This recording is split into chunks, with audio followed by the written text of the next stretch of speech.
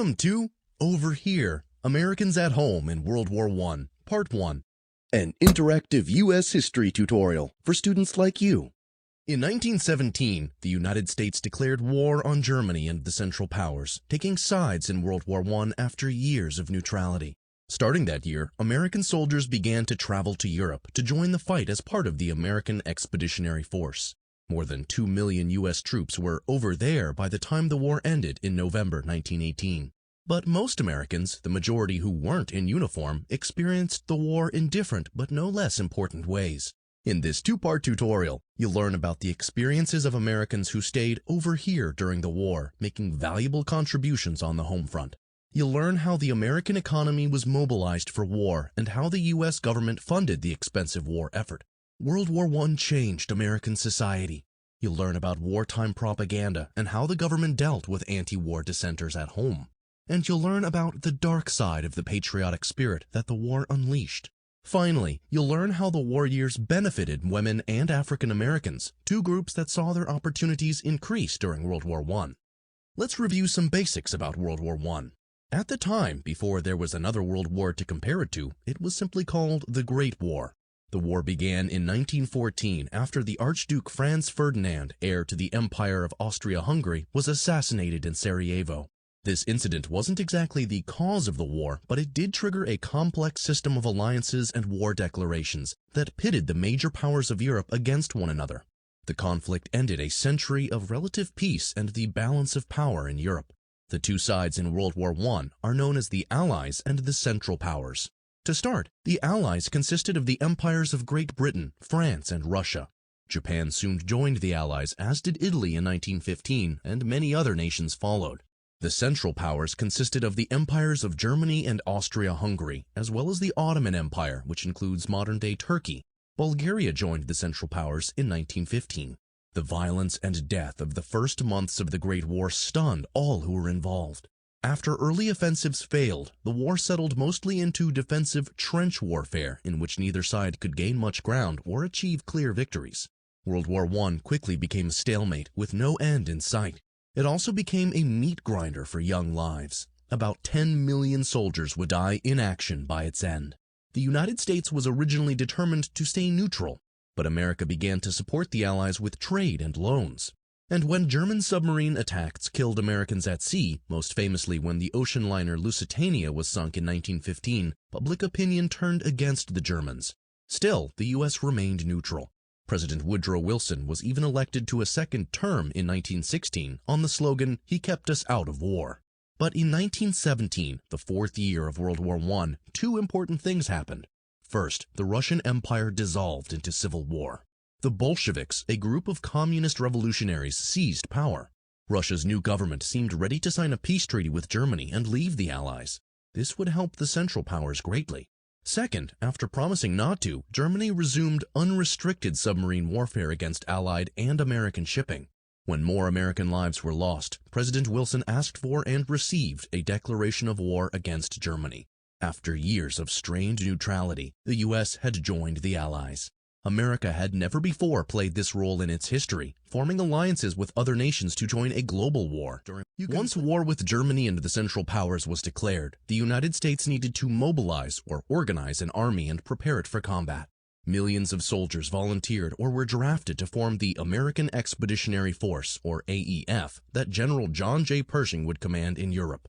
In the same way, the U.S. also needed to mobilize its economy and industry to produce materials for the war. World War I was a total war that touched every aspect of society.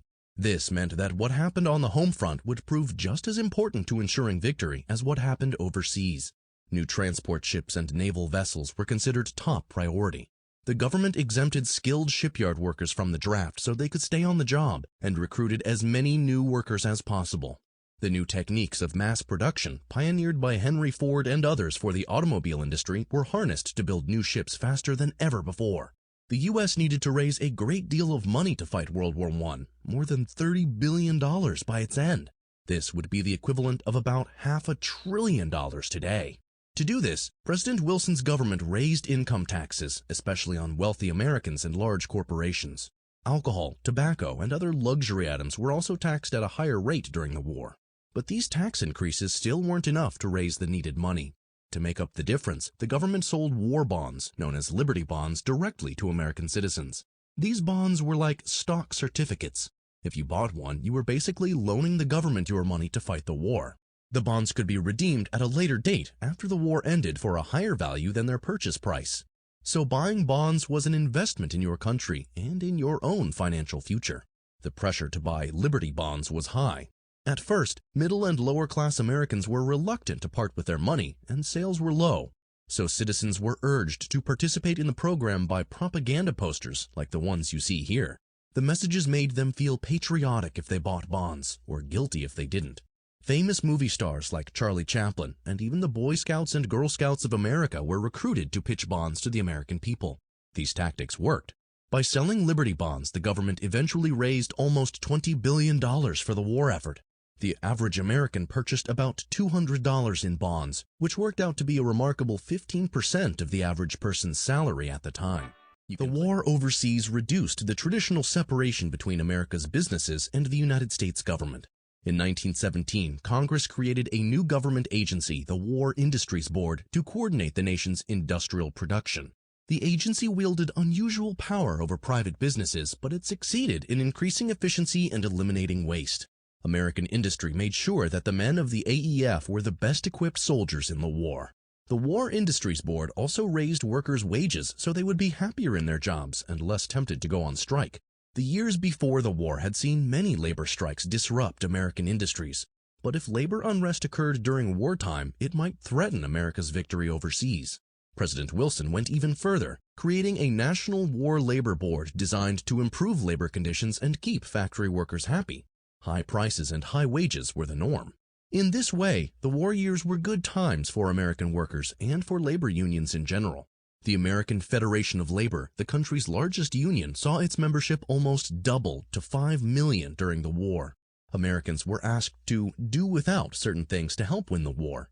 The United States Food Administration was created in 1917 to encourage the production and conservation of food. It launched campaigns like Meatless Mondays and Wheatless Wednesdays, so there would be more of both available to send to the men overseas. To compensate, many Americans grew victory gardens in their backyards or in public parks, growing extra fruits and vegetables for the soldiers or for themselves. Even the White House got in on the action. Woodrow Wilson and his First Lady, Edith Wilson, not only planted a presidential victory garden, but also grazed sheep on the White House grounds to trim and fertilize the lawn. The Wilsons' gardeners were needed elsewhere during the war. For the American farmer, the war years represented good times. Crops of all kinds were in demand worldwide, and America, untouched by the war, rose to meet that demand. The government guaranteed high agricultural prices to keep production high, and many farmers did so well that they reinvested their profits back into their farms, or even took out loans, buying more land and new equipment to become even more successful. In an unusual twist, World War I helped the cause of Prohibition, the movement that wanted to make alcohol illegal in America. Since distilleries used wheat to make beer and other forms of liquor, it was easy to argue that the food should go to feeding people in war-torn Europe instead of into beer bottles. It didn't help that many of America's biggest breweries had German names and backgrounds: Pabst, Schlitz, and Anheuser-Busch. By the end of 1917, Congress passed what would become the 18th Amendment, bringing about national prohibition. It would be ratified by the states and would take effect in January 1920. President Wilson considered it important to shape the American public's perception of the war. In 1917, he created the Committee on Public Information, the nation's first ever propaganda agency. Propaganda is thought control designed to influence people's emotions and actions, like advertisements. In the case of World War I, Wilson wanted every single American to be on board in supporting the war effort. To head the CPI, the president chose journalist George Creel. In his new position, Creel's task was to become the war's biggest cheerleader. He created 37 distinct divisions of the CPI that used every medium available to manipulate public opinion.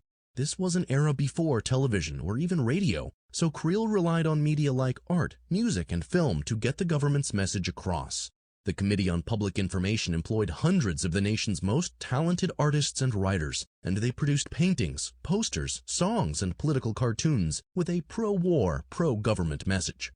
The propaganda images Americans saw included this recruitment poster featuring Uncle Sam, one of the most famous images in American history. Artist James Montgomery Flagg painted it for the CPI in 1917. Other images had a darker side.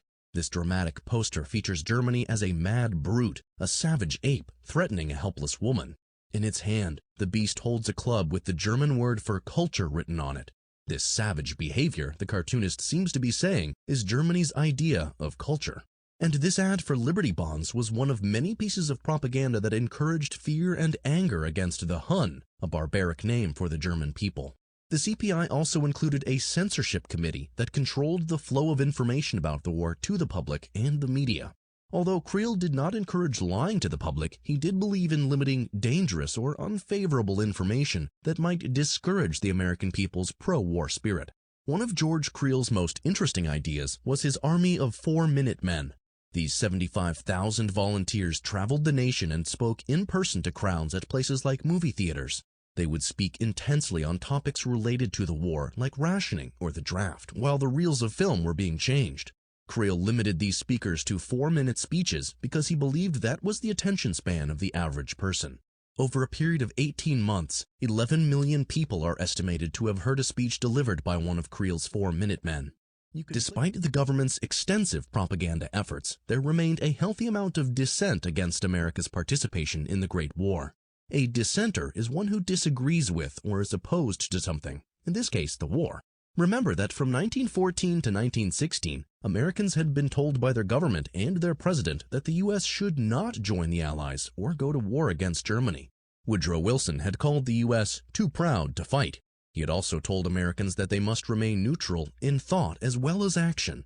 Then, in 1917, the U.S. declared war, and the government's policy basically changed overnight.